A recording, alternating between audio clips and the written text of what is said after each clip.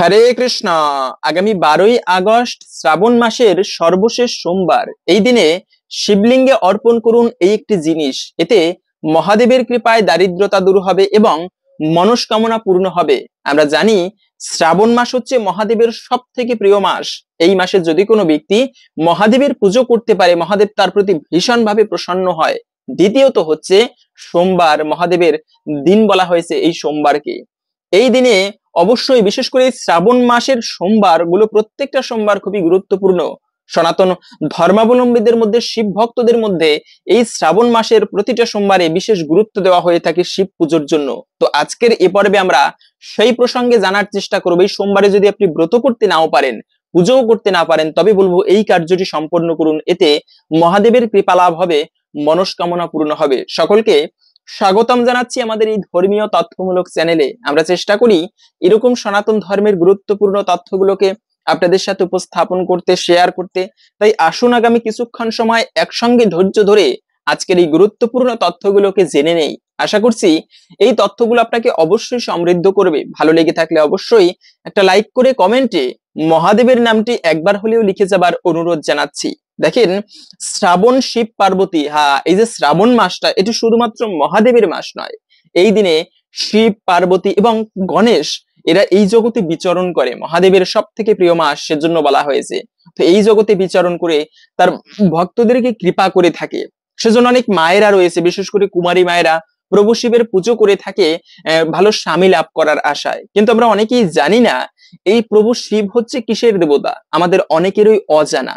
যেমন এই যে জলের দেবতা হচ্ছে বরুণ, মেঘের দেবতা হচ্ছে ইন্দ্র, বিদ্যার দেবী হচ্ছে সরস্বতী, ধনের দেবী লক্ষ্মী দেবী, আমরা তো সকলেই জানি। কিন্তু শিব হচ্ছে কিসের দেবতা, এটা আমরা খুবই কম লোকে জানি। অনেক মায়েরা পুজো করে বলে, প্রভু শিব, তোমার মতো একজন ভালো স্বামী যেন আমি প্রাপ্ত করতে পারি জীবনে। কিন্তু কথা হচ্ছে শিব তাহলে কিসের দেবতা? এই শিব হচ্ছে, আমরা অনেকে জানি না, তিনি হচ্ছেন জ্ঞানের দেবতা, বৈরাগ্যের দেবতা এবং ধৈর্যের দেবতা প্রভু শিব। এখন অনেকে বলতে পারেন জ্ঞানের দেবী তো সরস্বতী। না, জ্ঞানের দেবতা হচ্ছে কিন্তু প্রভু শিব, বৈরাগ্যের দেবতাও প্রভু শিব এবং ধৈর্যের দেবতাও প্রভু শিব। হে প্রভু, তোমার কৃপায় যেন এমন একজন সুশীল গুণ সম্পন্ন, যিনি খুবই ধৈর্যশীল হবে এবং ভগবানের ভক্ত হবে, পাশাপাশি খুবই জ্ঞানী হবে, বৈরাগ্য থাকবে যার মধ্যে, এমন একজন ভালো স্বামী যেন আমি প্রাপ্ত করতে পারি তোমার কৃপায়। এরকম হচ্ছে সেই প্রভু শিব, খুবই শান্ত স্থির। যদিও আমরা জানি তিনি মহাকাল, একবার রুদ্র মূর্তি ধারণ করলে জগৎকে ধ্বংস করে দিতে পারে প্রলয়ের নৃত্য করে। কিন্তু সেই মহাদেব, তিনি পরম শান্ত, খুবই স্থির মহাদেব, যাকে বলা হয়েছে দেবাদিদেব মহাদেব। সমস্ত ভক্তদের বা সমস্ত দেবতাদের ঊর্ধ্বে হচ্ছে এই মহাদেব। তিনি না জীব না ভগবান, যার মধ্যবর্তী অবস্থান, তাই তিনি শিব। এই শিব সবসময় ভগবান রামের মন্ত্র জপ করে পঞ্চমুখে। যাই হোক, সেই মহাদেবের মাস হচ্ছে মূলত এই শ্রাবণ মাস। যারা মহাদেবের পুজো করে, মনে রাখবে, মহাদেবের যারা পুজো করে, মহাদেবের যারা ভক্তি করে, তাদের জন্য বলা হয়েছে মহাদেবের কৃপায় তাদের জীবনের সকল বিপদ নাশ হয়। পাশাপাশি যারা ইহজগতে সুখ শান্তিতে ঐশ্বর্যের সহিত বসবাস করতে পারে এবং অন্তিমে তারা মুক্তি লাভ করে থাকে। দ্বিতীয়ত বলা হয়েছে মহাদেবের পূজা অতি সরল। এটা একটা গুরুত্বপূর্ণ বিষয়। যেমন আপনি বিভিন্ন দেবদেবীর পুজো করতে যাবেন, সেখানে বিভিন্ন নিয়ম কানুন রয়েছে, ভালোভাবে পুজো করতে হয়, একটুকু ভুল ত্রুটি হলে সেখানে অপরাধ হয়। কিন্তু শিবের পুজো করা খুবই সহজ এবং সরল বলা হয়েছে।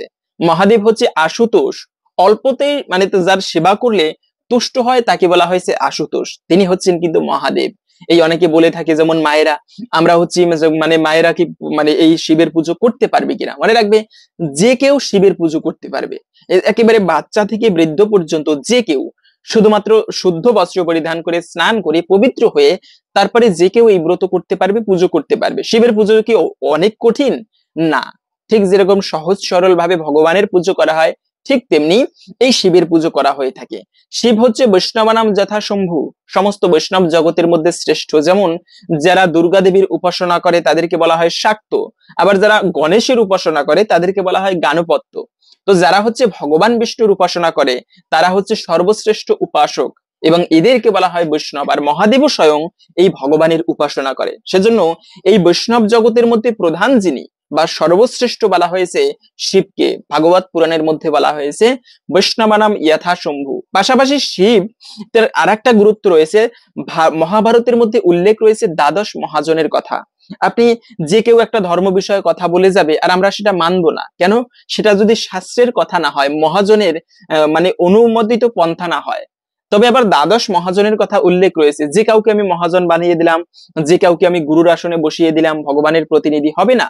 সে যদি শাস্ত্রের নিয়ম কানুনগুলো পালন না করে, সে যদি ভগবানের ভক্ত না হয়, তবে সে আধ্যাত্মিক জগতের গুরু হবার যোগ্য নয়। শাস্ত্রে বলা আছে, সমস্ত শাস্ত্রের জ্ঞান তার মধ্যে রয়েছে, কিন্তু যদি না সে ভগবানের ভক্ত না হয়, সেই শাস্ত্রগুলোকে পালন না করে, জ্ঞান থাকলে হবে না, মুখস্থ বিদ্যা সবার আছে, যদি সে শাস্ত্রগুলোকে পালন না করে, তবেও সে গুরু হবার যোগ্য নয়। তো দ্বাদশ মহাজনের মধ্যে সর্বপ্রথম যে মহাজনের নাম রয়েছে স্বয়ম্ভু, নারদ, শম্ভু, কুমার, কপিল, মন্নু, প্রহ্লাদ, জনক, ভীষ্ম, বলির্বায়া, সকির্বায়াম। স্বয়ম্ভু মানে শিব, নারদ, প্রহ্লাদ মহারাজ, জনক মহারাজ, ভীষ্মদেব। তো এদের এরকম করে দ্বাদশ মহাজন রয়েছে, যার মধ্যে প্রথম যার নাম, তিনি হচ্ছেন কিন্তু প্রভু শিব, সাধারণ কোনো ব্যক্তি নয়, যাকে মৃত্যুঞ্জয় বলা হয়েছে। মৃত্যুকে পর্যন্ত যিনি জয় করে নিয়েছেন। সমস্ত দেবতাদের মৃত্যু হলেও মহাদেবের কখনো মৃত্যু হয় না, এবং যার কৃপায় তার ভক্তগণ জগতে অমরত্ব লাভ করেন, ঠিক যেরকম মার্কণ্ডেয় মুনি লাভ করেছিলেন। সেই মার্কণ্ডেয় ঋষির, যার 7 বছর মানে 16 বছর বয়সে মৃত্যু হবার কথা ছিল, সেই ব্যক্তিটাও মৃত্যুঞ্জয়ের উপাসনা করার ফলে 7 কল্পকাল জীবিত হয়েছিল। সেই মাসটা ছিল, যে মাসে তিনি মহাদেবের কৃপা লাভ করেছিলেন, সেই মাসটা ছিল এই শ্রাবণ মাস। সেজন্য ভক্তরা শ্রাবণ মাসকে শিবের পুজোর জন্য আলাদাভাবে দেখেন, বিশেষভাবে দেখা হয়। এবং তৃতীয়ত হচ্ছে সোমবার, বিশেষ করে শেষ সোমবার ব্রত করার নিয়ম কি। হ্যাঁ, প্রথমত বলে দিচ্ছি, যারা ব্রত করবে, এই ব্রত করার সঠিক নিয়ম কি। যেমন আমি যদি ব্রত করতে চাই, তবে অবশ্যই মানে সোমবারের আগের দিনে আপনারা রবিবারে নিরামিষ খাবার গ্রহণ করবেন, সংযম পালন করবেন। নিরামিষ খাবার বলতে কি, নিজেকে সংযত করতে হয়। এই যে আমিষ রাজসিক খাবার গ্রহণ করলে মনটা অত্যন্ত চঞ্চল হয়। তাই বলা হয়েছে, যারা আধ্যাত্মিক স্তরে উন্নতি করতে চান, দেবদেবীর পুজো করতে চান, তাদের জন্য সাত্বিক আহার একান্ত বিধেয়। তো আমাদের অবশ্যই আগের দিনে সাত্বিক আহার গ্রহণ করতে হবে। বাজে সঙ্গ করা উচিত নয়, খারাপ ভাষা প্রয়োগ করা উচিত নয়, অপশব্দ যাকে বলা হয়। এইভাবে সারাদিনটি আপনারা মানে কাটিয়ে তারপরে আপনারা আগের দিনে রবিবারে রাত্র 11টার আগে খাবার খেয়ে নেবেন। এর পরের দিনে অবশ্যই সোমবারে আপনারা প্রভাতকালে ঘুম থেকে উঠবেন সূর্যদেব উদিত হবার পূর্বে। তারপরে স্নান করে শুদ্ধ বস্ত্র পরিধান করবেন। মনে রাখবেন, এই দিনে কালো কাপড় পরা উচিত নয়, লাল রঙের কাপড়ও শিবের পুজোয় পরা উচিত নয়। তবে কি কাপড় পরবেন? সব থেকে ভালো হয় যদি শ্বেত বস্ত্র, এভাবে সাধুদের মতো শ্বেত বস্ত্র পরিধান করেন। না হলে আপনারা নীল রঙের বস্ত্র পরতে পারেন, কিন্তু কালো এবং লাল রঙের বস্ত্র পরা উচিত নয়। এভাবে আপনারা তারপরে সুন্দর বস্ত্র পরিধান করে কাঁচা ধোয়া কাপড়, এরপরে আপনারা পুজোর সামগ্রী প্রস্তুত করবেন। ধূপকাঠি, প্রদীপ, তারপরে হচ্ছে গঙ্গা জল, কাঁচা দুগ্ধ, বিভিন্ন পুষ্প ছাড়া কিন্তু কোনো পুজো সম্পূর্ণ হয় না, এবং বিশেষ করে মহাদেবের পুজোয় বিল্লপত্র ছাড়া কিন্তু সেই পুজো সম্পূর্ণ হয় না। আপনারা তবে মনে রাখবে, বিল্লপত্রের কথা যেহেতু আসলে, এটা বলে দিচ্ছি যে বেলপাতা কিন্তু সোমবারে চয়ন করা যাবে না। মনে রাখবে, বেলপাতা সোমবারে চয়ন করা উচিত নয়, এতে মহাদেব রুষ্ট হয়ে থাকে। সোমবারে বেলপত্র চয়ন করাকে নিষিদ্ধ বলা হয়েছে। আপনারা আগের দিনে বেলপত্র তুলে রাখবেন পরের দিন মহাদেবের পুজো করার জন্য। তো এইভাবে আপনারা পুজোর সামগ্রী প্রস্তুত করে তারপরে আপনারা শিবলিঙ্গে দুগ্ধ জলাদি অর্পণ করে স্নান করিয়ে তার যথাবিধি ভাবে পুজো করবেন। ঠিক যেভাবে বাড়িতে ঠাকুর পুজো করেন, একইভাবে শিবের পুজোর নিয়ম। তো এইভাবে আপনারা পুজো করবেন। তবে একটা বিষয় হচ্ছে, শিবকে যে দুগ্ধ অর্পণ করবেন, কাঁচা দুগ্ধ, সেই দুগ্ধ যেন পিতল তামার ঘটিতে না রাখা হয়। কেন? তামার ঘটিতে দুগ্ধ রাখলে এতে বিষ সমতুল্য হয় কাঁচা দুগ্ধ রাখলে। সেজন্য সেই দুগ্ধ যদি মহাদেবকে অর্পণ করা হয়, এটা ভীষণ একটা অপরাধের। এই বিষয়টা খেয়াল রাখতে হবে।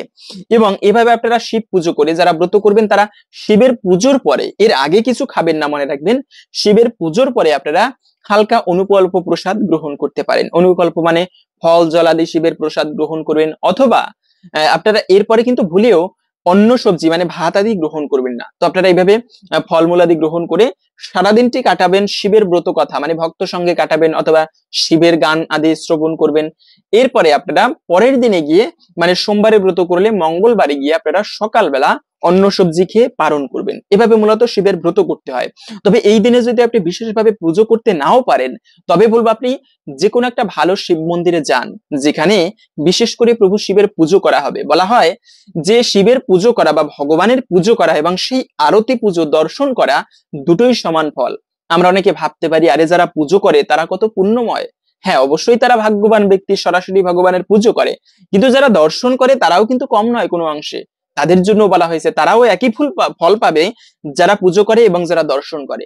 সেজন্য এই দিনে আপনি পুজো করতে না পারলেও ব্রত করে যে কোনো শিব মন্দিরে গমন করুন এবং সেখানে পুজো শেষে আপনি সম্ভব হলে অভিষেক করতে পারেন, না হলে আপনি পুজো শেষে মহাদেবের প্রসাদ নিয়ে বাড়িতে আসুন, তার চরণামৃত গ্রহণ করুন। এভাবে আপনার এবং মহাদেবের প্রণাম মন্ত্রটি আপনি একটু দেখে নেন, অনলাইনে সার্চ করুন মহাদেবের প্রণাম মন্ত্র কি। ওম নমঃ শিবায় শান্তায় কারণত্রহে তবে নিবেদয়ামি চাত্মানম তম গতি পরমেশ্বরম। এই মন্ত্রটি আপনি শিখে নেন, অনলাইনে সার্চ করেন মহাদেবের প্রণাম মন্ত্র বা শিব প্রণাম মন্ত্র, প্রথমেই পেয়ে যাবেন। সেই মন্ত্রটি দেখে একটু শিখে নেন আপনারা, এবং মন্ত্র না জানলে আপনারা বাংলায় প্রণাম করুন। হে দেবাদিদেব মহাদেব মৃত্যুঞ্জয় তুমি, তুমি ভক্তদের সমস্ত ব্যাধি বিনাশ করো, সমস্ত ভক্তদের জ্ঞানের আলো প্রদান করো, আমি তোমায় প্রণাম করি। এভাবে যার যার অভিমত অনুসারে আপনারা প্রণাম করতে পারেন, যার উপলব্ধি অনুসারে, ভক্তি অনুসারে। তো তারপরে একটা বিষয় হচ্ছে মনস্কামনা পূরণ। হ্যাঁ, আমরা প্রায় সকলেই বলি মহাদেবকে, ভগবান আমার এটা পূরণ করো, ওটা দাও, এই দাও, সেই দাও। তো যারা মনস্কামনা পূরণ করতে চান তাদের জন্য আর একটা বিশেষ নিয়ম বলে দিচ্ছি, আমরা ভিডিওর মূল প্রসঙ্গটি বলে দিচ্ছি একটু পরে, তবে তার পূর্বে যারা বিশেষভাবে মনস্কামনা পূরণ করতে চান তাদের জন্য বলবো আপনারা 16 সোমবার ব্রত করুন। যেমন এই শ্রাবণ মাসের শেষ সোমবার থেকে শুরু করবেন ব্রত, এভাবে 16টি সোমবার যদি আপনারা মহাদেবের পুজো করতে পারেন, তবে আপনি যে অভিষ্ট পূরণের জন্য পুজো করবেন বা ব্রত করবেন, মহাদেবের কৃপায় সেই অভিষ্ট নিঃসন্দেহে পূরণ হবে। তো আপনারা 16 সোমবারে এই মহাদেবের পুজো করুন বা ব্রত করুন, এতে নিঃসন্দেহে মহাদেবের কৃপা লাভ হবে। এবং মহাদেবের প্রসাদ, অনেকে এই প্রশ্নটা করেছেন যে মহাদেবের পুজোর প্রসাদ গ্রহণ করা যাবে কিনা বা খাওয়া যাবে কিনা, কেননা মহাদেব নীলকণ্ঠ মানে হলাহল বিষ পান করেছিলেন, তো সেক্ষেত্রে মহাদেবের প্রসাদ খাওয়া যাবে কিনা। হ্যাঁ, মনে রাখবে সর্বপ্রথমে ভগবানকে ভোগ অর্পণ করবেন। মহাদেব কিন্তু নিজে সরাসরি খাবার গ্রহণ করে না, মহাদেব নিজে বৈষ্ণব, তিনি ভগবানকে ভোগ দিয়ে সেই প্রসাদ নিজে গ্রহণ করে। তো সেজন্য মহাদেবকে ভোগ দেওয়ার নিয়ম হচ্ছে সর্বপ্রথমে যে ভোগ আপনি প্রস্তুত করবেন সেটি একটা তুলসী পত্রের সহিত মানে ভগবানকে অর্পণ করবেন। এরপরে সেই প্রসাদ, সেই ভোগ আপনি মহাদেবের উদ্দেশ্যে নিবেদন করবেন এবং সেই মহাদেবের প্রসাদ সকলে গ্রহণ করতে পারবে। হ্যাঁ, এইভাবে অবশ্যই আপনারা যে কেউ মহাদেবের প্রসাদ গ্রহণ করতে পারবেন। এবং পুজো করার পরে অবশ্যই মনে রাখবে একটা বিশেষ মন্ত্র বলে দিচ্ছি, এটা আমরা সবাই জানি কিন্তু এর মাহাত্ম্য খুবই কম লোকে জানি। বিশেষভাবে বলা হয়েছে যে ব্যক্তি এই মন্ত্রটি প্রতিদিন 108 বার করে জপ করে, ধৈর্যশীল হয়ে স্থিরভাবে মহাদেবকে চিন্তা করে এই মন্ত্রটা আপনি অবশ্যই জপ করুন, মহাদেবের বিশেষ কৃপা লাভ হবে। আপনারা সেই মন্ত্রটি হচ্ছে ওম নমঃ শিবায়, ওম নমঃ শিবায়, ওম নমঃ শিবায়। এই মন্ত্রটা আপনারা প্রতিদিন 108 বার জপ করুন, যারা শিবের প্রতি ভক্তি রয়েছে, না হলেও কমপক্ষে 21 বার আপনি জপ করুন। করে গুণে করতে পারেন, করে সংখ্যা রেখে, অথবা রুদ্রাক্ষের মালা থাকলে সেখানেও করতে পারেন। এবং বলা হয়েছে অশৌচ হলে, যে সমস্ত মায়েরা ব্রত করবেন তারা অশৌচ হলে ব্রত করতে পারবেন কিনা। হ্যাঁ, এটা মনে রাখবে, অশৌচ হলে ওই সময় আপনারা ব্রত না করে পরের সোমবারে ব্রত করুন, যেহেতু অশৌচ একটাই। তবে আপনি স্নান করে অশুদ্ধ বস্ত্র পরিধান করে আপনি মহাদেবের নাম জপ করতে পারেন, তবে অশৌচ হলে এই ব্রত না করা ভালো, এটা মানে আমি মনে করি।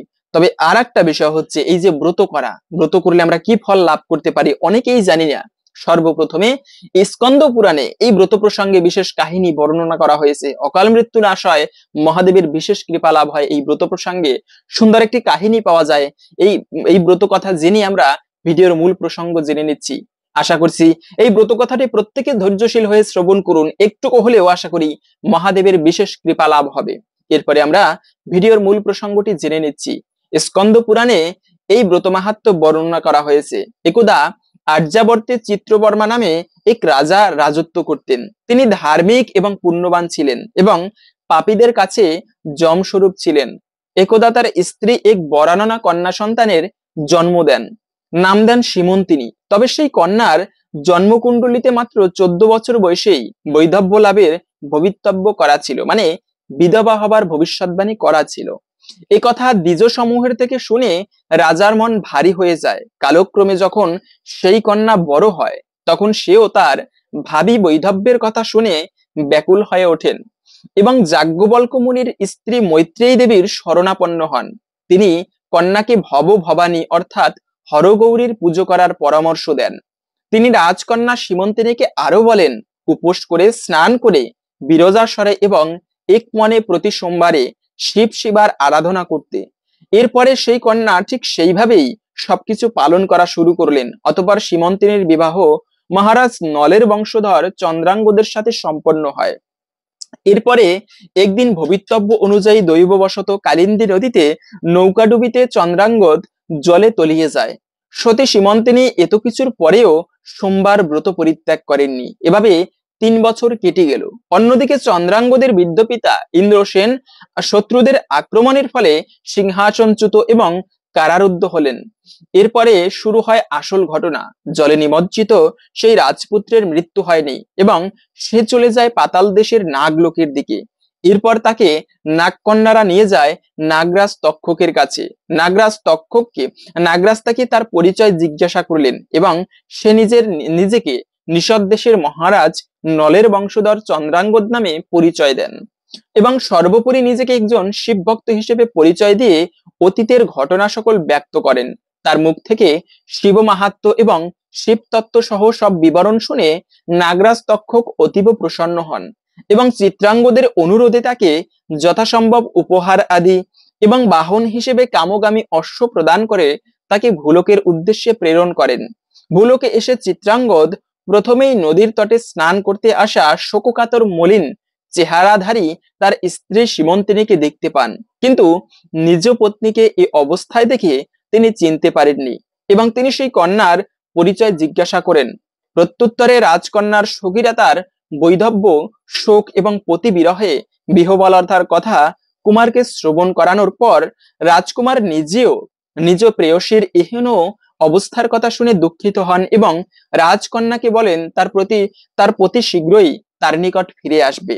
এই কথা বলে তিনি নিজের রাজ্যে পৌঁছে নিজ মাতা পিতা ও মাতৃভূমিকে শত্রুর হাত থেকে মুক্ত করতে অতি সত্বর গমন করেন।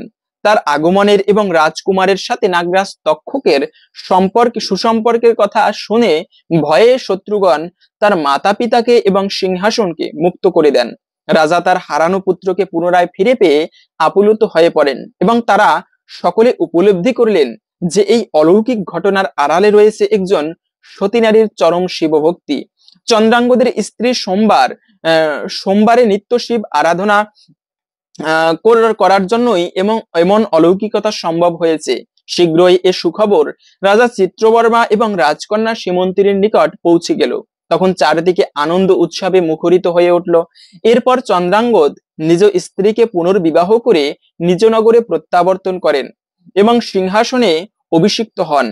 এভাবেই এরপর অভিষিক্ত হওয়ার পরে রাজা ইন্দ্রসেনও রাজকার্য নিজ পুত্রের হাতে সঁপে দিয়ে তিনি শিব আরাধনায় লীন হন। সেই সোমবার ব্রতের ফলে তাদের উপর সৌভাগ্যের ন্যায় বর্ষিত হতে লাগলো। এরপর থেকেই সোমবার শিব আরাধনার ব্রত মাহাত্ম্য চারিদিকে ছড়িয়ে পড়লো। এই ছিল মূলত সোমবার শিব মাহাত্ম্য কথা। আশা করছি বুঝতে পেরেছেন সোমবারে ব্রত করলে, শিবের পুজো করলে আমরা কি ফল লাভ করতে পারি। এখন কথা হচ্ছে এই যে আগামী শ্রাবণ মাসের সর্বশেষ সোমবার, এই দিনে কি কার্যটি করা উচিত, শিবলিঙ্গে কোন জিনিসটি অর্পণ করবেন। মনে রাখবেন, ভগবানের পুজো করতে গেলে তুলসী পত্র ছাড়া যেরকম ভগবানের কোনো পুজো সম্পূর্ণ হয় না, ঠিক তেমনি বলা হয়েছে শিবলিঙ্গে বিল্ল পত্র ছাড়া মহাদেবের পুজো সম্পূর্ণ হয় না। এবং আমি বলবো এই দিনে আপনি যদি ব্রত করতে না পারেন তবে বিশেষভাবে শিবের অভিষেক করান। একটুকু কাঁচা দুগ্ধ, জল এবং সেই সঙ্গে বেলপত্র, আবার নীলকণ্ঠ ফুল। এই নীলকণ্ঠ ফুল প্রভু শিবের সব থেকে প্রিয়। প্রভু শিবের কণ্ঠ নীল হয়ে গিয়েছে, তাই সেই অপরাজিতা ফুলের একটা নাম হয়েছে নীলকণ্ঠ ফুল। এগুলো দিয়ে আপনারা সংক্ষেপে শিবের অভিষেক করুন, তাকে পুজো করুন এবং পুজো করার শেষে এই ওম নমঃ শিবায় এই মন্ত্রটি আপনারা তার সামনে বসে সম্ভব হলে 108 বার জপ করুন, না হলে 21 বার উচ্চারণ করুন। উচ্চারণ করার শেষে, জপ করার শেষে আপনারা মহাদেবকে প্রণাম করে আপনার যদি কোনো মনস্কামনা থাকে সেটি মহাদেবকে জানাবেন। এতে মহাদেবের কৃপায় একটুকু হলেও আপনার সেই সদ ইচ্ছা, মনস্কামনা আশা করি একটুকু হলেও পূরণ হবে। হরে কৃষ্ণ। আশা করছি আজকের এই গুরুত্বপূর্ণ তথ্যগুলো জেনে আপনি একটুকু হলেও সমৃদ্ধ হয়েছেন। ভালো লেগে থাকলে অবশ্যই একটা লাইক করে কমেন্টে মহাদেবের নামটি একবার হলেও লিখে যাবার অনুরোধ জানাচ্ছি। এবং আরেকটা ছোট্ট বিষয়, যারা এতক্ষণ সময় আমাদের সাথে ধৈর্য ধরেছিলেন তাদেরকে ছোট্ট একটা অনুরোধ, যে আমাদের অন্য একটা চ্যানেল রয়েছে অমর কৃষ্ণ কথা, সেই চ্যানেলের নাম, এই চ্যানেলের ভিতরে প্রথমেই গেলে সেই চ্যানেলটিকে দেওয়া রয়েছে। সকলকে অনুরোধ জানাচ্ছি সেই চ্যানেলটিকে সাবস্ক্রাইব করে আমাদের সাথে যুক্ত থাকবেন। মহাদেবের কৃপায় সকলের জীবনে মঙ্গল হোক এই কামনা করে আজকের ভিডিওটি এখানে সমাপ্ত করছি। হরে কৃষ্ণ।